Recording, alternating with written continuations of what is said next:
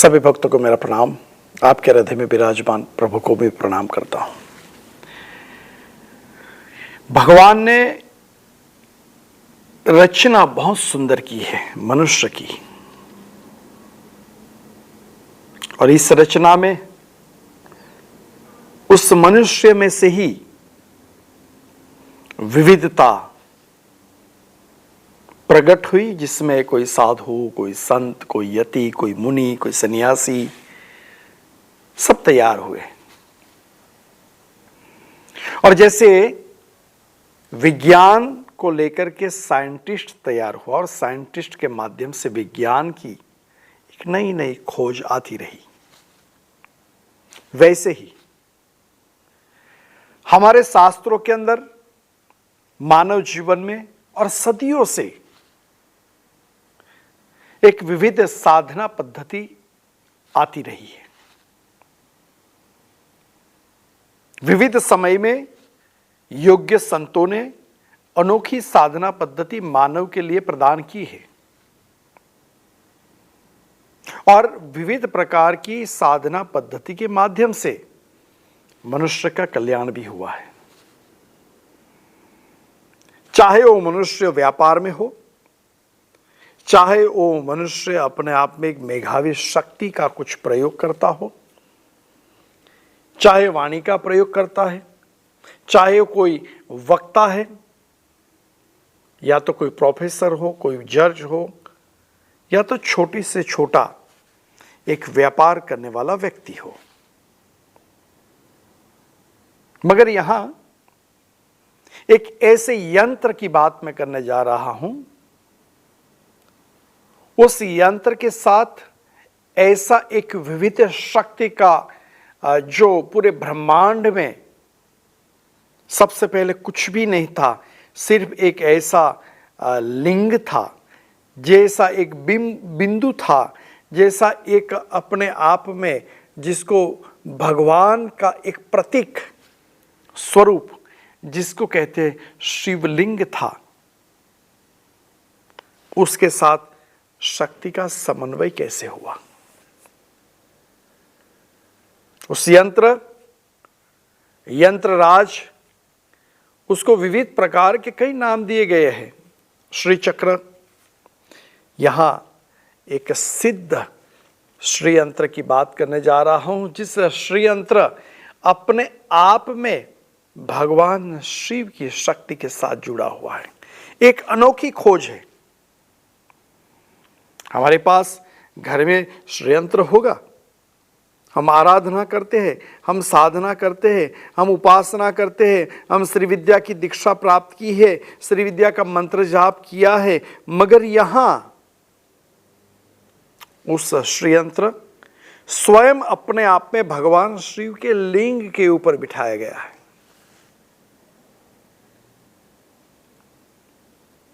एक ऐसा शिवलिंग जिसकी उत्पत्ति भी वहां श्रीयंत्र से हुई है, और उसके श्रीयंत्र के ऊपर शिवलिंग के उसके ऊपर भी श्रीयंत्र रखा गया, यानी कि दो श्रीयंत्र के बीच में लिंगम। एक अद्भुत, यहां आपको मैं ये दर्शन कराऊंगा और उसकी महिमा भी बताऊंगा। आप देख पाओगे कि ये जो पूरा शिवलिंग है, ये आप दर्शन कर पा रहे हो। इस शिवलिंग में आप देखोगे तो पूरा यहां श्रीयंत्र बना हुआ है, मेरु पृष्ठीय श्रीयंत्र। और बार बार कहूंगा, ये अद्वितीय चीज है। इस श्रीयंत्र के ऊपर ये शिवलिंग है, और शिवलिंग के ऊपर और एक श्रीयंत्र है। आप देख पा रहे हो, बहुत एक अद्वितीय अलौकिक खोज है, और ऐसी अद्वितीय अलौकिक खोज है शायद आम रूप से आपको मार्केट में प्राप्त नहीं होगा। अब देखो, इसकी एक बिल्कुल रचना ही एक अलौकिक है। ये रचना ऐसी अलौकिक है, जैसे एक नया मोबाइल निकलता है, ऐसे हमारे आध्यात्मिक जगत के साइंटिस्टों ने एक अद्भुत रचना की है इसकी। यानी कि शिवलिंग भी है, श्री विद्या भी है, शिवलिंग भी है, श्री यंत्र भी है। एक अद्भुत खोज। और मैं कहता हूं, जब इसको मैं साधना में जब अपने ध्यान में इस शिवलिंग को सामने रख करके बैठता हूँ तो कि अलौकिक अलौकिक ऊर्जा होती है, शायद आम रूप से ये मार्केट में प्राप्त नहीं होगा, क्योंकि इसका जो संशोधन है ये बड़ा एक जटिल, अलौकिक, अद्वितीय, अनोखी पद्धति से किया गया है। कई बार लोग पूछते हैं कि भाई श्रीयंत्र जो है क्या महिमा है उसकी। यहां एक ग्रंथ में एक कहानी लिखी थी, एक बात लिखी थी और प्रैक्टिकल। एक बार लक्ष्मी रूठ करके वैकुंठ चली गई, पृथ्वी से चली गई। पूरे पृथ्वी पर हाहाकार होने लगा। ब्राह्मण और वैश्य जैसे दो गणों ने अपने आप पे सोचा कि पृथ्वी पे लक्ष्मी का कोई निवास स्थान ही नहीं रहा, लक्ष्मी जी है ही नहीं, रूठ करके चली गई। तो ब्राह्मणों के श्रेष्ठ वशिष्ठ मुनि के पास गए, निवेदन किया, महाराज पृथ्वी पे लक्ष्मी नहीं है, देखो हमारे आश्रम बिल्कुल सूखे रुखे हो गए हैं और वहां जो व्यापारी है वो कहते हैं हमारे धंधा में बिल्कुल लक्ष्मी जी है ही नहीं, हम क्या करेंगे।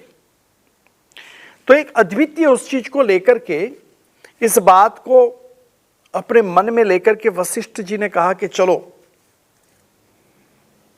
हम लक्ष्मी जी के पास चलते हैं और उसको किसी भी रूप में मैं पृथ्वी तल के ऊपर लेके आऊंगा। ब्राह्मण और वैश्य ने बिल्कुल हाथ जोड़ के प्रणाम किया, भगवान से प्रार्थना की, उस महाराज जी से प्रार्थना की, वशिष्ठ जी से कि प्रभु आप ही कृपा करो। वशिष्ठ जी ने कहा ठीक है मैं चलता हूं। लक्ष्मी जी को मना कर लेके आता हूं। जब वशिष्ठ जी वहां पहुंचे, लक्ष्मी जी से निवेदन किया, लक्ष्मी जी ने कहा नहीं, मैं पृथ्वी पे नहीं आऊंगी, मैं बस, मेरा मन खट्टा हो गया है, मुझे नहीं रहना है वहां। लोग मेरा दुरुपयोग कर रहे हैं, धन का दुरुपयोग कर रहे हैं, कोई व्यक्ति धन की महिमा ही नहीं जान रहा है, क्या मैं रहकर को, मैं वैकुंठ चली आई।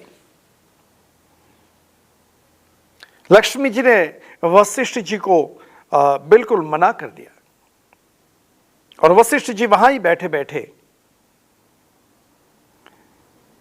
साधना आराधना करने लगे। साधना करते करते भगवान विष्णु की आराधना की और विष्णु प्रसन्न हुए, विष्णु को कहा वशिष्ठ जी आपकी मैं क्या मदद कर सकूं। वशिष्ठ जी ने पूरी बात भगवान विष्णु को कही कि भगवान पृथ्वी के ऊपर रूखा सूखा हो चुका है,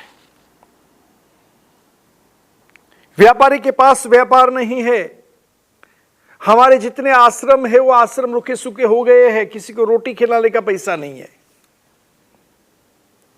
विष्णु जी ने कहा चलो हम लक्ष्मी जी को मनाते हैं। लक्ष्मी जी के पास पुनः गए, मगर लक्ष्मी जी नहीं मानी। बाढ़ हट, स्त्री हट एवं घोड़ा हट, ये तीन प्रकार की जो हट है वो एक बार मना करने के बाद उसको मनाना बहुत कठिन है। निराश होकर के वशिष्ठ जी पुनः पृथ्वी तल पर आकर के कहा कि नहीं, लक्ष्मी जी नहीं आ रही है, क्या इसका उपाय क्या करें।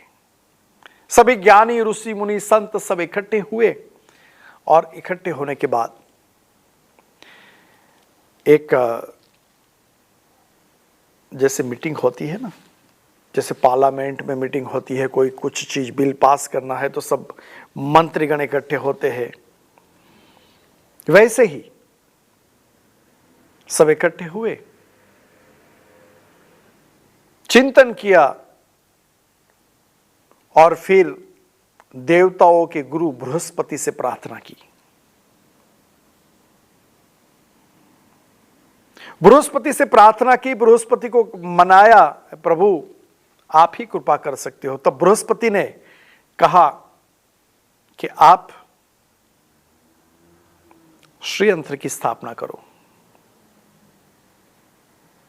धातु निर्मित श्रीयंत्र की स्थापना करो, और ऐसा श्रीयंत्र हो वहां भगवान शिव की शक्ति हो।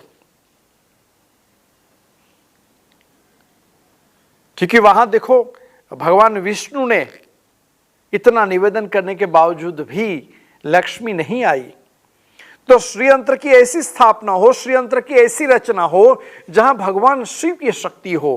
क्योंकि भगवान शिव की आराधना करते करते भगवान कुबेर बन गए, कुबेराचार्य, जो लक्ष्मी से भी अधिक धन है, जिसको खजांची कहते हैं। तो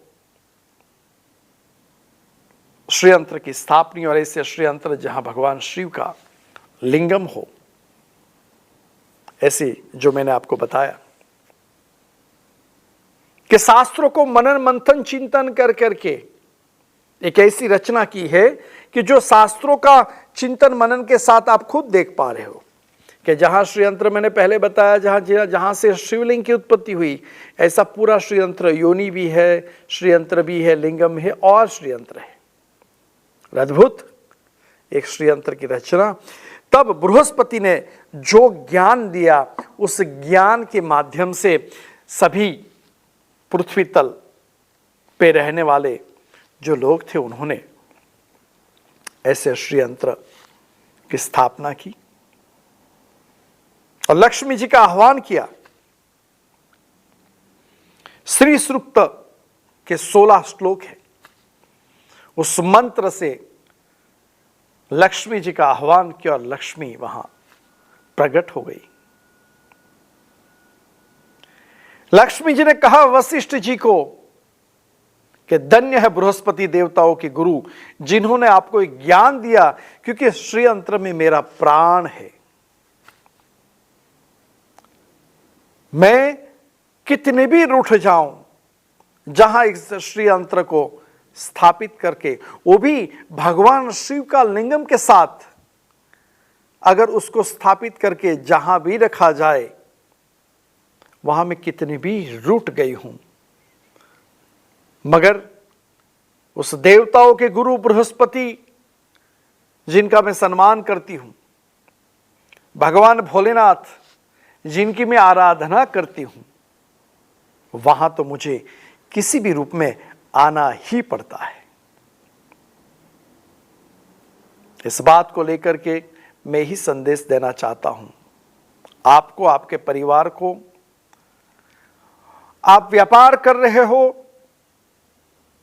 आप कुछ कार्य कर रहे हो, आप ध्यान कर रहे हो, कोई मेडिटेशन की क्रिया कर रहे हैं, हर वक्त हर चीज एक ऐसा शिवलिंग युक्त श्रीयंत्र अगर आपको स्थापित हो कर दें,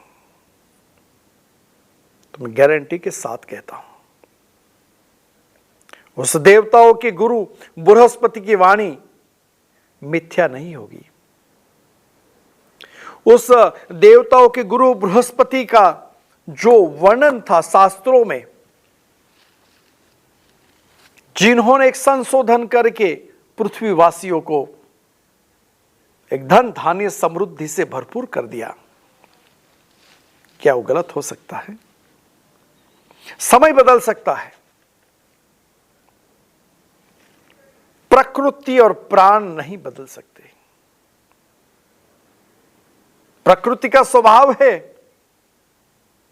कि परमेश्वर की उस शक्ति को आपके समक्ष प्रकट करना, और मानव का स्वभाव है संतों की वाणी सुन करके जीवन की जो कमियां है उसको कैसे दूर करना।